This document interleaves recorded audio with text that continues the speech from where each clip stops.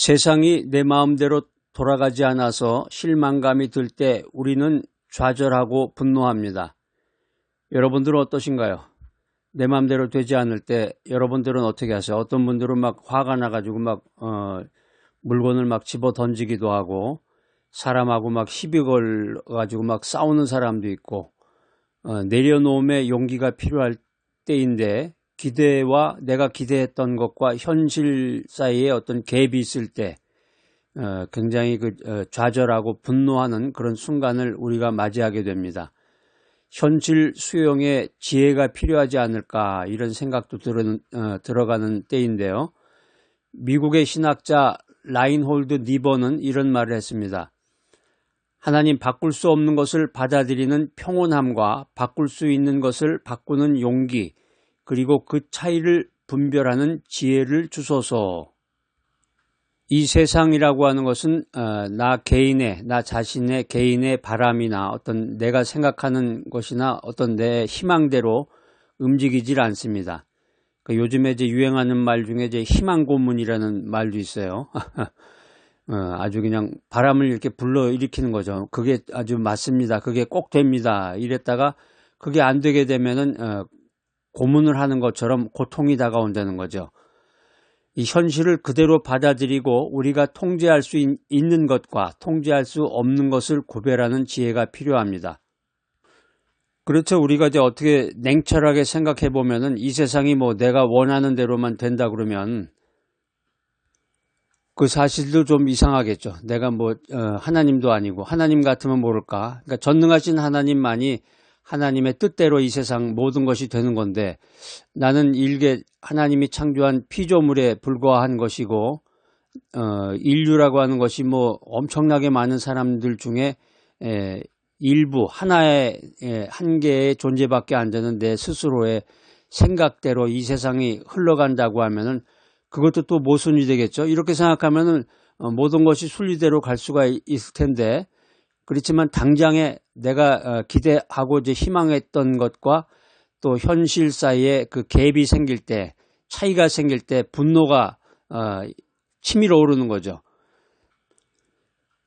마치 강물처럼 세상은 끊임없이 변화하며 흘러갑니다. 대세라고 그러잖아요. 대세. 도도한 강물처럼 이 세상의 그 흐름, 흘러가는 것은 도도하게 그냥 강물처럼 흘러갑니다. 우리는 그 흐름을 거스르기보다는 때로는 순응하고 때로는 지혜롭게 대처하면서 살아가야 되겠습니다. 이게 이제 말은 쉬운데 젊었을 때는 이게 더 힘들고 굉장한 고통이 들고 나이가 들어서도 이게 잘 안 되죠. 나이가 들어서 이제 연륜이 있고 지혜가 있어서 이런 것을 이제 생각해야 되는데 미처 그런 지혜가 없이 인생을 맞이하는 경우가 많습니다. 전도서 3장 1절 말씀입니다. 범사에 기한이 있고 천하만사에 때가 있나니. 사람의 말이라는 게 이제 시대에 따라서 뭐 1950년대에 썼던 말, 1980년도에 썼던 말, 2000년도에 썼던 말, 지금 현재 2025년도에 썼던 말, 2026년, 2027년 계속 바뀝니다. 점점 더 빠른 속도로 이 말의 속도가 바뀌고 신조어라는 게 또 있잖아요. 새로운 말이 생기면서 또 말이 막 바뀌는데 성경에 있는 말 가운데서 우리가 이제 평소에 쓰지 않는 말들도 많아요. 뜻은 아는데 범사에 기한이 있고 이 범사라는 말도 우리가 뜻은 아는데 일상 용어로는 많이 쓰질 않죠. 이 범사라는 말 자체가 이제 한자어죠. 대부분이 이제 한국말은 한자어가 많아. 대부분 다 한자인데 범사라는 말 자체가 그 뜻이 한자로 everything이에요. everything. 그러니까 범사에 하면 이제 for everything이 되는 건데 히브리어로는 이제 라콜입니다. 모든 일, 모든 것에 대한 이제 그런 말인데 모든 것에 기한이 있다. 정한 때가 있다는 거죠. 타임이 있다. 타임. 헬라어로는 히브리어죠. 히브리어로는 즈만입니다. 구약 성경은 히브리어로 써져 있고 신약 성경은 헬라어로 써져 있습니다. 여기 이제 성경에 써져 있는 그 한국말이 오히려 좀 사람에 따라서 이제 혼돈을 일으킬 경우도 있을 것 같으네요. 기한과 때가 나오는데 기한, 여기서 이제 기한은 타임이고 때는 시즌입니다. 기한은 이제 정해진 시간을 말하는 거고 때는 여기서 특정한 시기를 말하는 것입니다. 전도서는 솔로몬 왕이 인생의 덧없음과 세상의 모든 일에는 정해진 때가 있음을 깨닫고 기록한 지혜서입니다.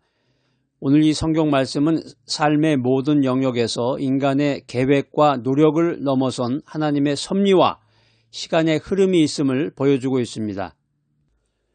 솔로몬 왕은 부와 권력을 누렸지만 세상의 모든 것이 일시적이고 예측 불가능함을 깨달았습니다. 우리가 살아가는 현대사회에서도 우리는 끊임없이 변화하는 세상 속에서 우리의 계획대로 되지 않는 일들을 경험합니다. 중요한 것은 이러한 현실을 인정하고 수용하는 것입니다.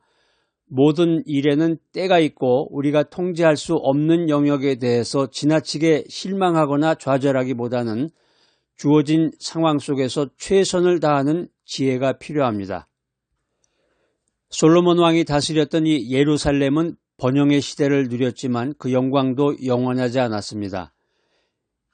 이것은 세상의 모든 것이 변화하고 덧없음을 상징적으로 보여주고 있습니다. 우리가 살아가는 세상 역시 끊임없이 변화하고 우리의 예측과 통제를 벗어나는 일들이 일어날 수 있음을 인정해야 합니다. 성경에 나오는 믿음의 조상 욥은 갑작스러운 재앙으로 모든 것을 잃었지만 자신의 고난을 통해서 하나님의 주권을 인정하고 겸손히 그 뜻을 받아들였습니다. 욥의 이야기는 우리가 이해할 수 없는 고난 속에서도 하나님의 섭리를 신뢰하고 현실을 수용하는 믿음의 중요성을 보여주고 있습니다. 우리는 욥처럼 고난 앞에서 불평하기보다는 하나님의 뜻을 구하고 인내하는 자세를 배워야 합니다. 넬슨 만델라는 오랜 투옥 생활과 인종차별이라는 부당한 현실 속에서도 굴하지 않고 화해와 용서의 정신으로 새로운 남아프리카 공화국을 건설했습니다.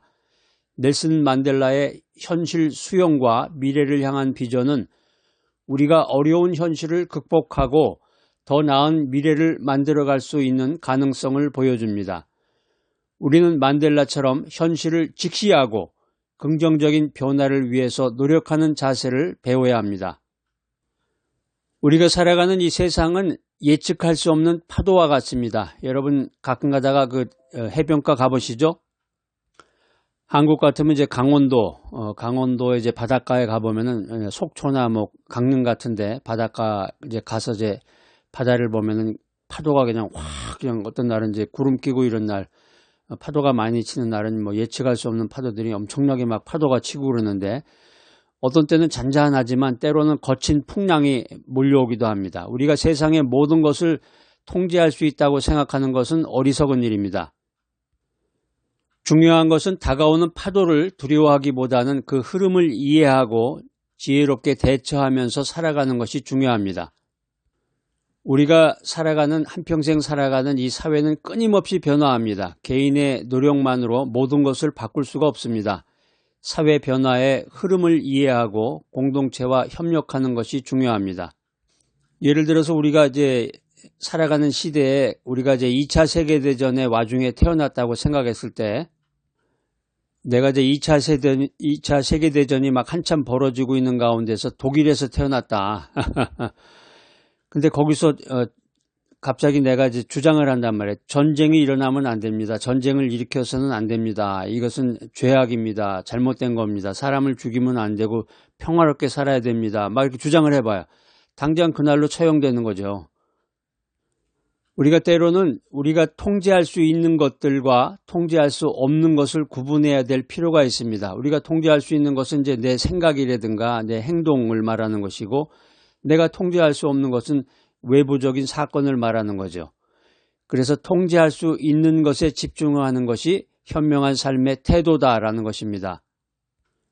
오늘 말씀을 신학적으로 분석해보면 세 가지 교훈을 우리가 얻게 됩니다. 첫 번째 교훈은 하나님의 섭리입니다. 세상의 모든 일은 하나님의 주권적인 섭리 안에서 이루어집니다. 섭리라는 말이 이제 영어로는 providence, 헬라어로는 프로노이아죠. 프로노이아. 우리의 이해를 넘어선 하나님의 계획을 신뢰하는 것이 중요하다는 것입니다.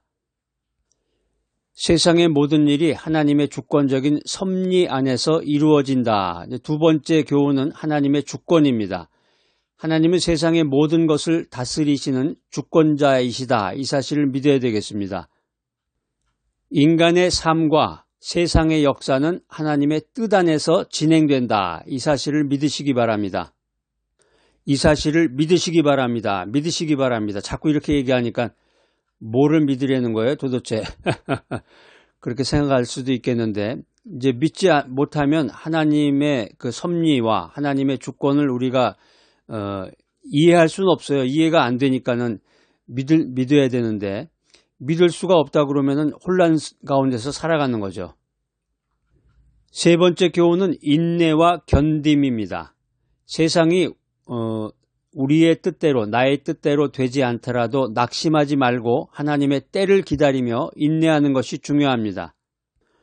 우리가 바이블 메시지를 듣고 실천할 수 있는 삶의 원칙입니다. 첫 번째 삶의 원칙은 현실 수용입니다. 현실 수용의 원칙인데, 세상과 다른 사람을, 세상과 타인을 있는 그대로 받아들이고 자신의 기대와 현실 사이의 이 간격, 갭을 줄여나가야 되겠습니다. 기대와 현실, 이것은 이제 우리가 이 인생 살아가는 것도 그렇고, 부모와 자식 간의 그 기대감도 그렇죠. 부모가 생각하는 기대감이 있는데, 부모는 꼭 자식이 의사나 변호사가 되기를 바랬는데, 자식은 자기가 좋아하는 것을 찾아가지고, 자기가 좋아하는 것을 찾아서 뭐 선생이 될 수도 있고, 뭐 간호사가 될 수도 있고, 자동차 판매원이 될 수도 있고, 그 현실에 따라서 자식이 원하고 자식이 가고자 하는 거에 따라서 갈 길을 가잖아요. 그랬을 때 부모가 자기가 자식에 대해서 생각하고 있던 기대와 다르다고 그래서 어떻게 하겠어요? 그 현실을 수용해야 되는데, 이제 교회도 마찬가지예요. 교회 공동체에서도 내가 장로다, 내가 권사다, 내가 교회에 직분 맡은 사람이다, 내가 교회 담임 목사다. 그랬는데 자기가 생각하는 기대감이 있고 다른 사람들이 생각하는 그 현실의 세계가 달랐을 때, 현실을 수용하면서 지혜롭게 모든 일을 해나가는 것이 필요한 때입니다. 두 번째 삶의 원칙은 통제 가능한 것에 집중하라. 자신이 통제할 수 없는 일에 매달리기보다는 자신의 생각과 행동이라든가 이 통제 가능한 것에 집중하는 삶을 살아야 되겠습니다. 세 번째 삶의 원칙은 하나님의 때를 신뢰하라. 그렇죠. 맞습니다. 이 세상 사람들, 예수를 모르고 예수님을 믿지 않고 신앙이 없고 믿음이 없는 사람들은 모든 것을 다 운명으로 생각합니다. 이게 다 운명인가 보다. 운명인가 보다. 타고난 팔자인가 보다. 세상 말로. 타고난 팔자가 그런가 보다. 이렇게 얘기를 하겠지만, 우리 믿는 사람들은 하나님의 때를 신뢰하는 거죠. 하나님의 주권과 하나님의 섭리를 믿고 하나님의 때를 신뢰하는 것이 우리 믿음의 사람들의 생각과 행동입니다. 모든 일에는 하나님의 정하신 때가 있구나. 그 사실을 믿어야 되겠고, 조급하거나 낙심하지 말고 기다리면서 기도해야 되겠구나. 우리 믿는 사람들은 이런 자세로 인생을 살아나가야 되겠습니다. 여러분 인생살이가 어떻습니까? 여러분들은 가정생활은 어떻습니까? 또 교회 공동체에서의 생활은 어떤가요? 또 여러분들이 그 지인이나 여러분 주변에 뭐 친척, 여러분 주변에 있는 사람들, 사회생활, 사회관계에서는 모든 것이 다 여러분 뜻대로 돌아가나요?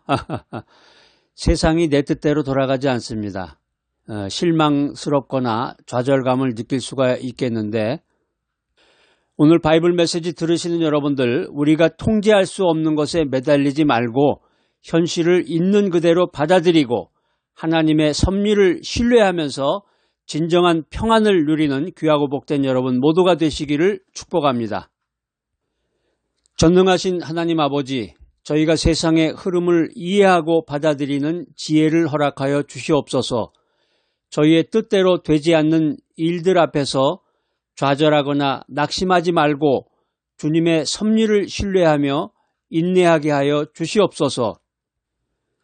주어진 상황 앞에서 최선을 다하며 주님의 평안을 누리게 하여 주시옵소서. 예수 그리스도의 이름으로 기도드립니다. 아멘.